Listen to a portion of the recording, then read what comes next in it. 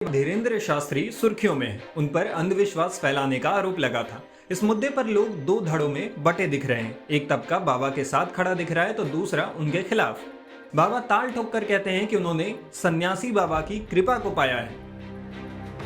ललकार कर करते हैं कि हमने संतों की चरणों की तपस्या सीखी और सन्यासी बाबा की कृपा को पाया है।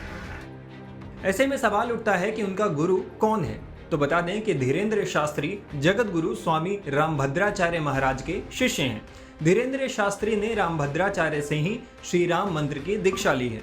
उन्होंने एक इंटरव्यू में इस बात की जानकारी दी। रामभद्राचार्य ने कहा, धीरेन्द्र शास्त्री का आचरण और चरित्र काफी अच्छा रहा, इसलिए मैंने उन्हें दीक्षा दी। हमारे यहाँ चरित्र की पूजा होती है। एक अच्छे शिष्य के अंदर जितने गुण होते हैं वो सभी गुण उसके पास हैं। जगत गुरु रामभद्राचार्य का जन्म 14 जनवरी 1950 को उत्तर प्रदेश के जौनपुर जिले में हुआ था। वो पहले गिरधर मिश्रा के नाम से जाने जाते थे। जब वो 2 साल के थे तभी उन्हें ट्रकोमा नाम की बीमारी हो गई। गांव की एक महिला ने कोई दवा डाली तो आंख से खून निकलने लगा और उनकी दोनों आंखों की रोशनी चली गई। बचपन में आंखों की रोशनी जाने के बाद गिरधर ने काफी समस्याएं झेली। उनके पिता मुंबई में नौकरी करते थे। ऐसे में उनके दादा ने उन्हें प्रारंभिक शिक्षा दी।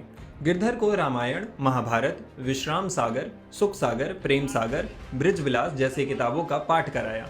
गिरधर ने महज 3 साल की उम्र में ही श्री राम से जुड़ी अपनी रचना अपने दादा को सुनाई तो सब दंग रह गए।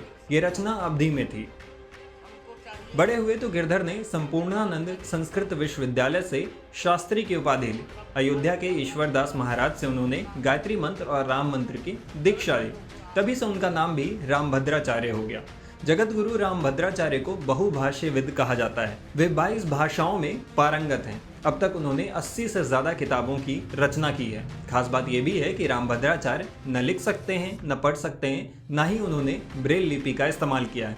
उन्होंने केवल सुनकर शिक्षा हासिल की, बोलकर अपनी रचनाएं लिखवाते हैं। इनके ज्ञान के कारण भारत सरकार ने उन्हें वर्ष 2015 में पद्म विभूषण से सम्मानित किया था। मौजूदा समय में बागेश्वर धाम के पीठाधीश्वर धीरेन्द्र शास्त्री को लेकर चल रहे विवाद पर भी रामभद्राचार्य ने प्रतिक्रिया दी थी। उन्होंने कहा, मेरा शिष्य बहुत अच्छा है। वो जो कुछ करता है वो प्रामाणिक होता है। उसे निशाने पर लेकर सनातन धर्म को बदनाम करने की साजिश चल रही है। पृथ्वी पर सब कुछ संभव है। साधना और तपस्या से कुछ भी हासिल किया जा सकता है। केवल मूर्खों की डिक्शनरी में ही असंभव जैसा शब्द होता है। धीरेन्द्र की लोकप्रियता को लोग बर्दाश्त नहीं कर पा रहे हैं। ये सनातन को बदनाम करने की साजिश है।